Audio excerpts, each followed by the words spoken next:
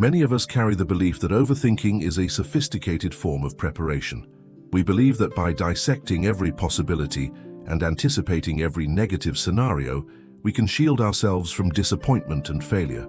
However, this mental marathon rarely leads us to safety. Instead, it guides us directly to exhaustion, chronic anxiety, and a profound emotional fatigue. When our mind becomes a relentless carousel, replaying past events or projecting vague fears into the future, we lose touch with the only reality we truly possess, the present moment. It is a cruel paradox. In our attempt to control life, we lose the ability to live it. In Buddhist wisdom, there is a deep understanding that calming the mind does not mean suppressing our feelings or building a wall against reality. On the contrary, it means approaching our emotions and thoughts with clarity, space, and above all, a radical compassion. It is about learning to navigate our inner world without drowning in it. In this script, you will discover 10 transformative Buddhist teachings designed to ease mental hyperactivity and cultivate a deeper inner peace, even when life feels overwhelming and chaotic. The first lesson is this: watch your thoughts like clouds drifting across the sky. Your mind will always generate thoughts, just as your lungs breathe air. It is a natural function, a continuous and spontaneous process. The problem does not lie in the existence of thoughts, but in our relationship with them. Suffering rarely comes from the content of what we think, but from the force with which we cling to those thoughts, from the power we grant them to define our state of being. Imagine yourself sitting on a serene hill, observing the vast blue sky. A thought arises, perhaps a worry about work, a memory of an awkward conversation. It resembles a cloud. You don't need to chase it, nor hold on to it, nor try to dissipate it by force. You simply notice it. You acknowledge it. Ah, a thought of worry, and you let it pass, returning your attention to the stillness of your presence, to the blue of the sky. This simple act of observing without engagement can bring surprising relief. By creating a gentle distance from your mental currents, it is as if something heavy in your chest dissolves, opening up space to breathe. At first, this practice can feel challenging. The mind is accustomed to pulling us into its narratives, especially when we are anxious, hurt, or reliving a difficult memory. However, with time and steady practice, this habit of gentle observation becomes more natural. And that is where your freedom lies, in the profound realization that you are not your thoughts. You are the conscious space in which they come and go, the unchanging sky that witnesses the passing of all clouds. Now, let's move to the second teaching. Simplify your worries. The human mind has a remarkable tendency for complication. It takes a small seed of worry and cultivates it until it becomes a dense, impenetrable forest. It magnifies tiny details, invents future problems that may never materialize, replays embarrassing moments from years ago, and clings to irrelevant noise. Slowly, without realizing it, we begin to feel heavy, scattered, and chronically tired from this self-imposed mental burden. But what if you could take a strategic pause in the midst of this whirlwind? What if you could ask yourself with honesty, does this really matter? Will this thought still hold any weight in a week, a month, or a year? Often, the honest answer is a quiet no, and that realization is liberating. Simplifying your thoughts is like tidying a cluttered room. You remove what is unnecessary, let go of what is outdated, and create space for clarity and function. This does not mean avoiding real problems. On the contrary, it means learning to discern what genuinely deserves your attention and energy. A practical exercise is the 5-minute filter. When a worry arises, allow yourself to think about it intensely for 5 minutes. After the time is up, decide if it requires immediate action or if it can be released. You will find that when your mind is not occupied with every minor irritation or what-if scenario, you become capable of focusing with much greater clarity on what truly matters: your health, your relationships, your peace of mind. The third lesson is one of the most powerful. Let go of the past and stop obsessing over the future. One of the mind's favorite traps is to drag us out of the present, transporting us relentlessly through time. We either sink into what has already happened, mistakes, regrets, heartbreaks, or we anxiously project ourselves into what has not yet arrived, imagining worst-case scenarios that, most of the time, never materialize. Both journeys rob us of the only place where life truly exists, the now. Everything else is just memory or imagination. The past can teach us valuable lessons, yes, but we don't need to set up camp there. The future can be planned for wisely, but it cannot be predicted or controlled. When we spend too much time in either of these directions, we miss out on what is happening right in front of us. The beauty of a quiet conversation, the feeling of a gentle breeze on our skin, the discovery of a new opportunity. The Buddhist path constantly reminds us to return to the now, because it is in the now that healing begins. The now holds the doorway to peace, to wisdom, and to truth. And slowly, as you practice being here, you will find that the pain of yesterday and the fear of tomorrow begin to lose their intensity, softening their edges and freeing your heart. The fourth lesson is simple yet deeply transformative. Cultivate gratitude for the little things. We often condition our happiness on grand events and achievements. We think we will be happy when we get the promotion, when we buy the house, when everything aligns perfectly. However, the most lasting and resilient happiness usually grows in the fertile soil of small, quiet daily blessings, the taste of a warm meal, a kind glance from a stranger, a moment of absolute silence after a long, noisy day. When we begin to genuinely notice and appreciate these details, our hearts start to open in a different way. Gratitude performs a mental alchemy. It shifts our mindset from scarcity to abundance. It gently invites us to stop measuring what is missing in our lives and start acknowledging what is already present. And this is not about pretending everything is perfect or practicing toxic positivity. It is about training our eyes to see beauty even in imperfect circumstances. In Buddhism, gratitude is considered a powerful form of presence because when you are genuinely grateful, you are awake, you are paying attention. You are recognizing that life, even in its simplicity, is full of small miracles. An effective practice is the gratitude journal. At the end of each day, write down 3 things, no matter how small, for which you felt grateful. Over time, this practice rewires your brain to actively seek the positive, making gratitude no longer an effort, but a natural state of being. The 5th teaching may be the most personal of all. Be compassionate with yourself. We live in a world that often rewards perfectionism, relentless performance, and the suppression of pain. In this process, many of us have learned to speak to ourselves with a harshness and impatience we would never use with a dear friend. We criticize our flaws, judge our mistakes, and hold ourselves to impossibly high standards. But what if you could change that inner voice? What if instead of a relentless critic, you became your own source of comfort and encouragement? Self-compassion means fully accepting your humanity. It means remembering that you are allowed to be imperfect, to rest, to feel, to begin again. When you stumble, instead of asking yourself, "What's wrong with me?" try asking, "What do I need in this moment?" This shift is subtle, but profound.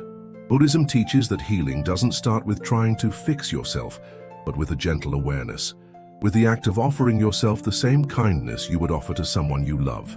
Dr.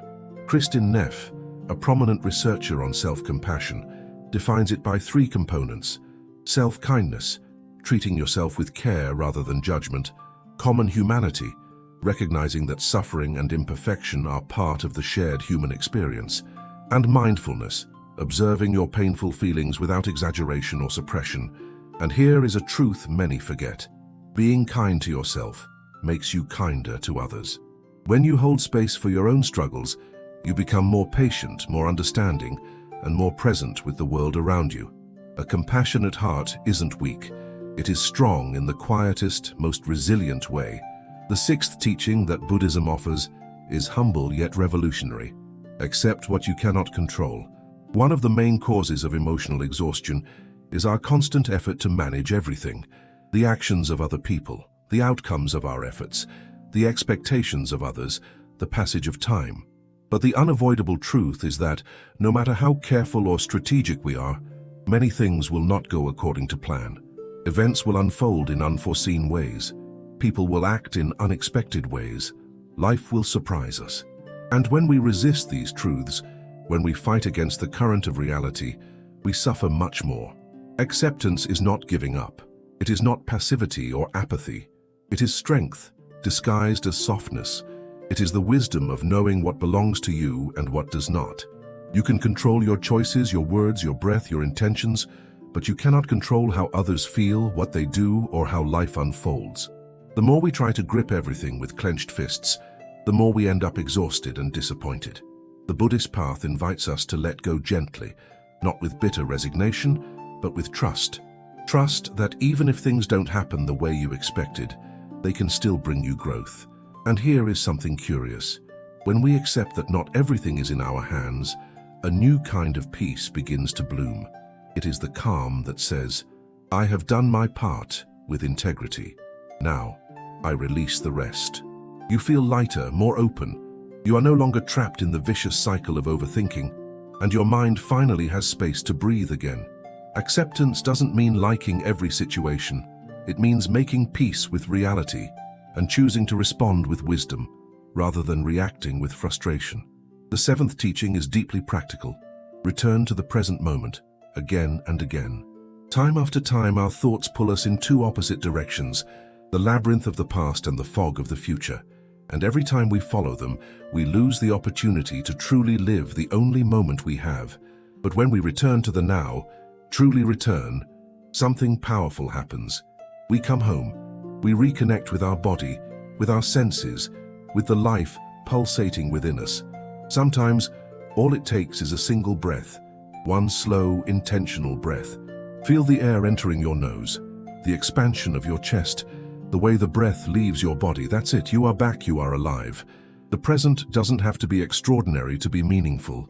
Drinking a glass of water, feeling the texture of the liquid, its temperature, watching the sky change color at the end of the day, holding someone's hand and feeling the warmth. When you really see these moments, when you are not thinking about what happened yesterday or what might happen tomorrow, you begin to realize how rich life already is. Buddhist masters often say, "When you eat, just eat. When you walk, just walk." It sounds simple, but try it. Put your phone away. Let your thoughts quiet down. Just be with the experience as it is. This is mindfulness in its purest form, not a trendy word, but a doorway to freedom. And the more you practice this gentle returning, the more it becomes a part of you. You will notice you are calmer in conversations, more grounded when making decisions, and more patient in moments of stress. The mind stops racing, and the heart feels more anchored. The eighth teaching is both ancient and modern. Practice meditation, not for perfection, but for presence. You don't need to become a monk or retreat to a monastery. You don't need incense, absolute silence, or a special cushion on the floor. What you need is a few minutes, just enough to pause and be with yourself. Sit comfortably, close your eyes, and bring your focus to your breath. That's it. That is the beginning. At first, your thoughts will wander. They will jump from one worry to another. This is normal. You are not doing it wrong. The point of meditation is not to erase thoughts. It is to observe them without being carried away by them. Meditation is like giving your mind a gentle bath. It washes away the noise, the mental clutter, the rush of modern life. You might feel restless at first, bored, impatient, but slowly, and I mean slowly, something shifts. Your breath deepens, your shoulders relax, you soften inside. With regular practice, meditation becomes more than a ritual. It becomes a refuge, a quiet place you can return to, no matter what is happening outside. Meditation becomes your anchor. The ninth teaching flows naturally from this. Trust the rhythm of life. So much of our anxiety comes from trying to force things, timelines, outcomes, expectations. We want answers now. We want clarity, certainty, immediate resolution. But life rarely works in this linear way. Life unfolds in seasons. Some are fast and full of action, others are slow and reflective. Some are filled with sunlight, others are long, dark nights of the soul. When you trust the rhythm of things, you begin to let go of that inner urgency. You stop needing everything to happen all at once. You begin to see that life has its own intelligence, that things often happen not when we want them to, but when we are ready to receive them. This is not always easy to accept, but it is deeply freeing. Let go of the belief that you are behind. You are not. Your path is yours. Your timing is yours. What is meant for you will not miss you. And what has missed you was never yours to begin with. The Buddhist perspective reminds us, resistance creates suffering, but trust opens space for peace. This brings us to the 10th and final teaching. Breathe deeply and slow down. We live in a world that idolizes speed. Everything needs to be fast. Our responses, our results, even our healing. But your soul does not move at that pace. Your inner world blooms like nature, in cycles, in pauses, in rhythm. Slowing down is not a luxury. It is a necessity. It is a return to yourself. And the gateway to that return is your breath. In the middle of a stressful day, take a single, conscious breath. Not a shallow one, but a deep, grounding inhale. Feel your lungs expand, your ribs widen, your belly soften. Then let it go slowly, gently. That one breath has the power to interrupt the spiral of anxiety, to bring you back into your body, to tell your nervous system, you are safe, you are here. When you slow down, everything changes. You notice the warmth of the sunlight, the taste of your food, the kindness in someone's voice. You live more. This does not mean abandoning your responsibilities. It means choosing presence over pressure. It means taking care of your energy so you can show up to life fully, not burned out and fragmented, but whole, real. These 10 teachings are 10 invitations, 10 quiet doorways back to yourself. They are not rules to be followed, but practices to be lived. You don't have to master them overnight, just begin. With a single breath, a single moment of awareness, a single kind word to yourself. That is where peace begins. And perhaps, as you listened, something inside you, a quiet wisdom, whispered, this is the direction. Not the direction of escape or control, but the direction of truth, of kindness, of peace. If this message resonated, if it brought a moment of calm, consider joining this space. Subscribe not as a number, but as part of a community that values reflection and quiet strength. Share in the comments which teaching touched your heart. Share this script with someone you love, not as content but as a possible comfort. This is not a channel built on metrics, but on presence. You are not just a viewer, you are part of this journey, and I am genuinely grateful that you have walked this far. Carry these teachings with you, not as a burden but as quiet companions. Until next time, take care of yourself, be tender with your journey,